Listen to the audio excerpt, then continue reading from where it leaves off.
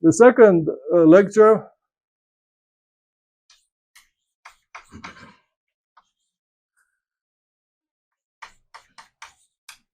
was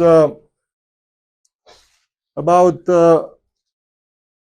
again, something in greater detail. These examples from here, what thermodynamics means, what heat transfer is, and then fluid flow, and how the performance of every such system is imbibed in imperfection. I showed you in thermodynamics, the imperfection has to do with irreversibility. This is the first lesson in thermodynamics, from Carnot's ideal engine to the engines that we've learned about, meaning the power cycles, the refrigeration cycles. So that was one, and then fluid dynamics.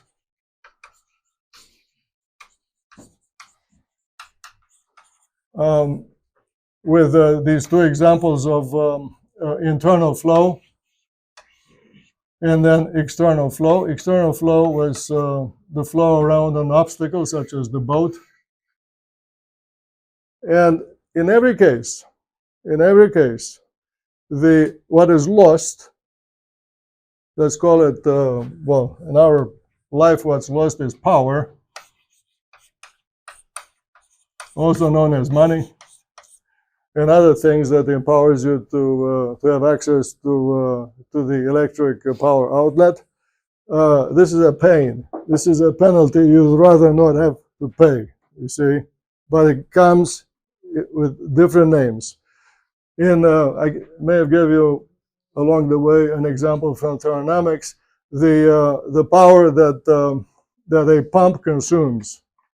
You know, the pump that pushes everything through the pipes of your car, or the tubes, so you don't see them in the belly of the airplane, oil, air conditioning, all those things require power, which comes from burning jet fuel in those engines. The lost power in a refrigerator is proportional to the mass flow rate of what goes through the tube and the pressure difference.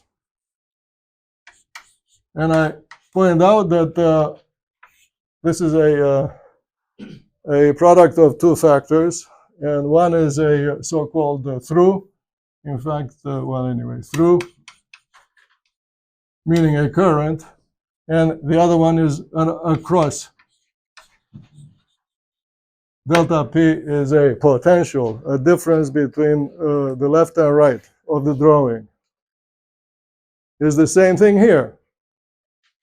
The power, meaning the same story, the power destroyed by anything that flows through a duct, such as the blood from the blood through the artery, is of the same nature. M dot times the delta P. By the way, the pressure difference in the animal body is created by the pump. The pump is pumping because it is driven by the animal engine,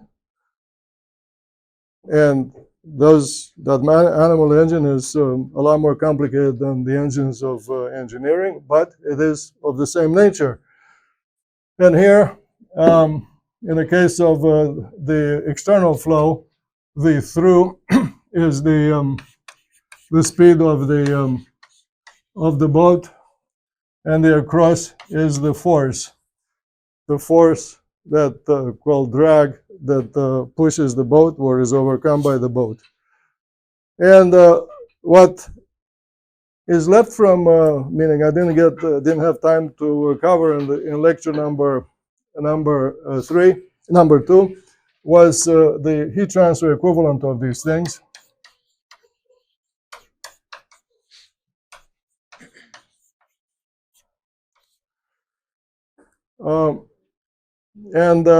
So that's how today's lecture begins. In heat transfer, incidentally, You may have heard the, okay, the lie that the caloric theory was put to death, like under the guillotine, by the arrival of thermodynamics, as if the caloric theorists were stupid.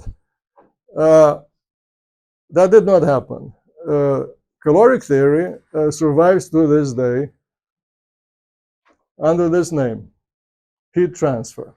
It is a very successful, I would say, indispensable discipline, one that teaches many, many things. And one of them is correct, which is the conservation of energy.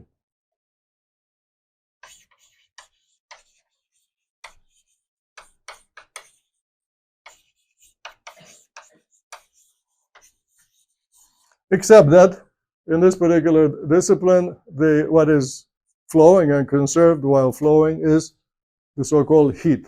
Heat, or better called would be heating, is in the speaker's imagination. You cannot photograph heat. I mean, just think about that. And this is one example of why you should question what you hear professors teach you. It is a mental viewing of a current. It's called these days thermal diffusion or molecular interaction, jiggling molecules here. They jiggle fast. Over here, they're lazier. And therefore, the activity is transmitted from the movers to those that are sluggish. So what goes from your left to your right is this imagined flow of something called heat. I call it lowercase q, which is a number of watts. And this current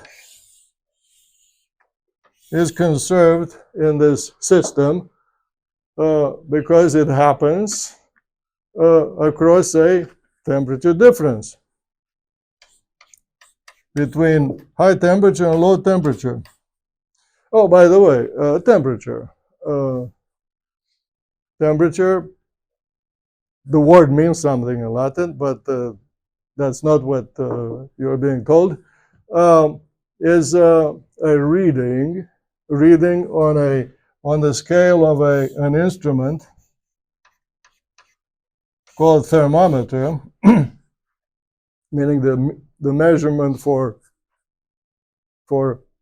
therme, and this instrument belongs to calorimetrists. Calorimetrists were measuring temperature.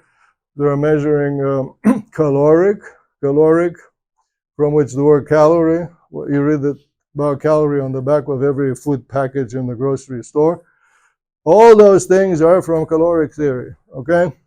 And yes, this Q is conserved. Look at it. I'll draw it this way this time.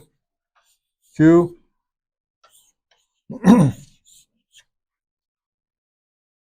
Kind of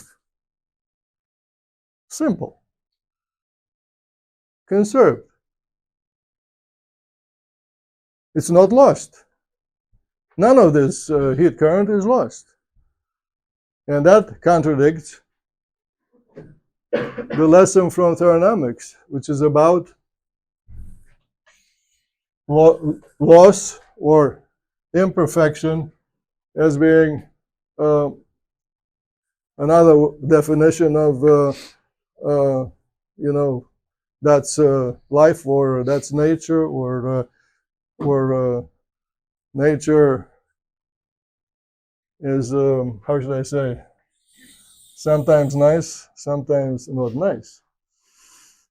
And in the thermodynamics, which is a course that you may have the opportunity to take in the future, I show that there is loss here, loss of the same thing called power, because, in fact, I'm going to make a drawing right here, because this drawing, this box,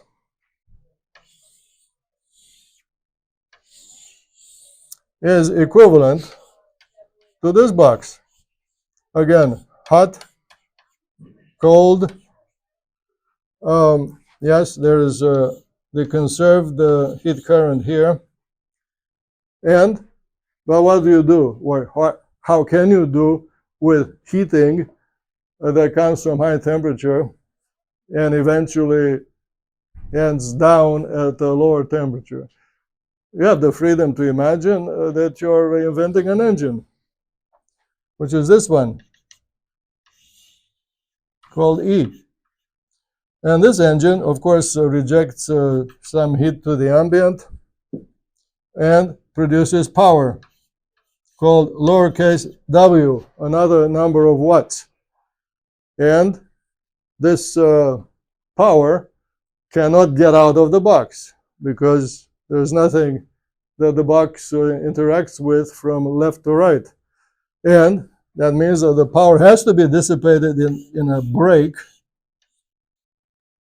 into heat. So the heat current generated by the break is the same as W, meaning the same number of watts. The heat current rejected by the engine is Q minus W. And that is why reaching the low end of the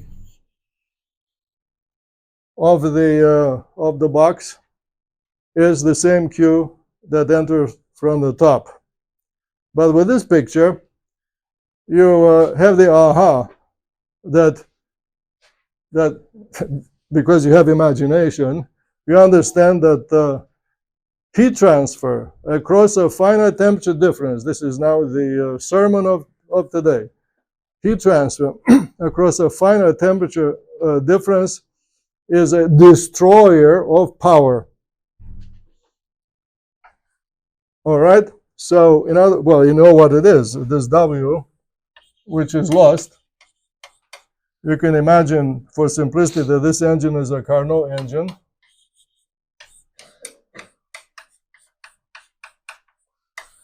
And the size of it, the size of this thing is Q times TH minus TL over TH.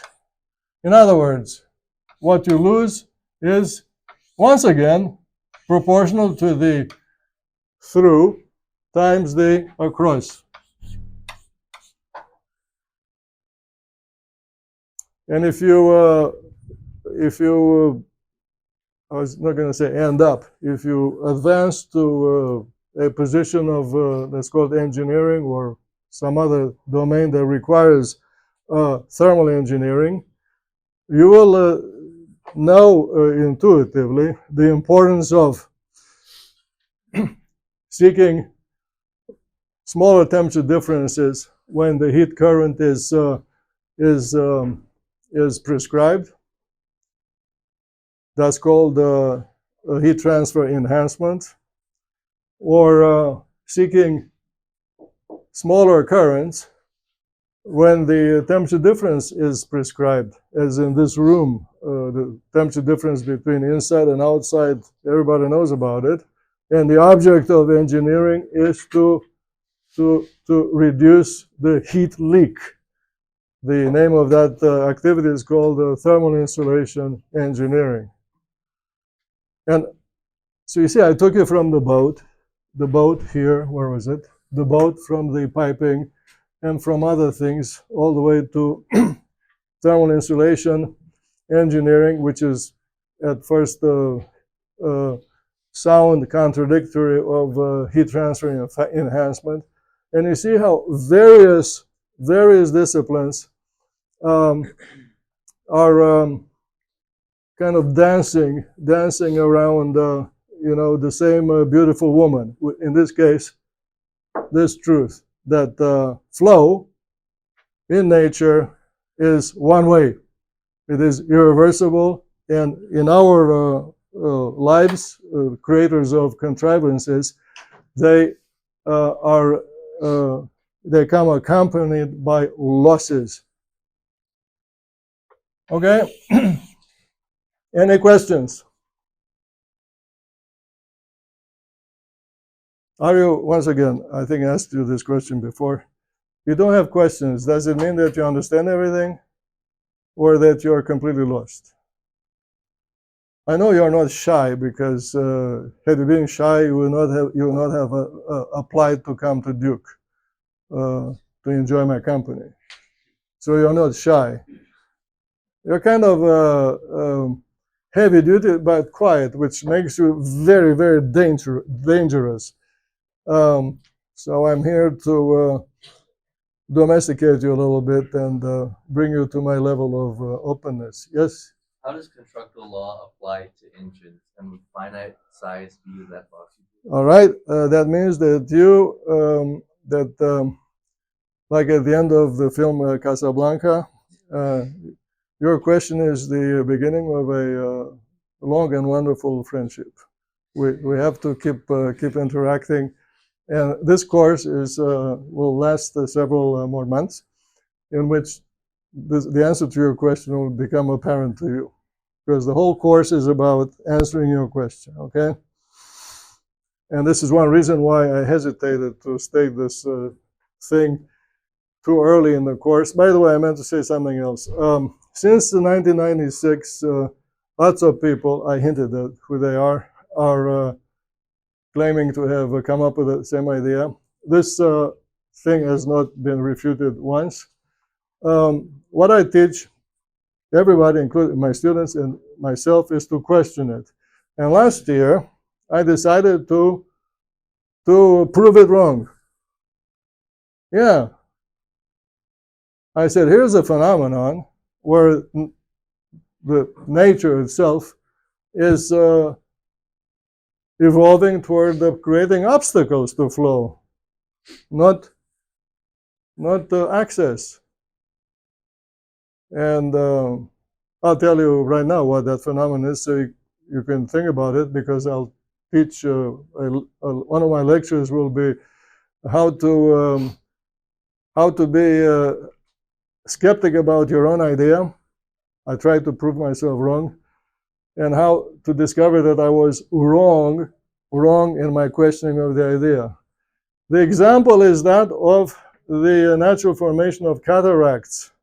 Cataracts, when there's a downpour on gravel that covers a street, the water creates channels, but the channels go like this: little pool, and then waterfall, little pool, waterfall.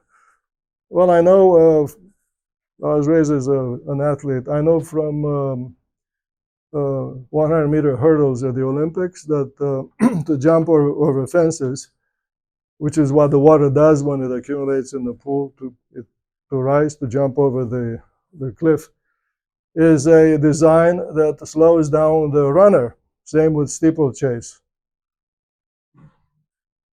And I found out that actually the water flowing that way, stepwise, flows faster. But that's in a future lecture.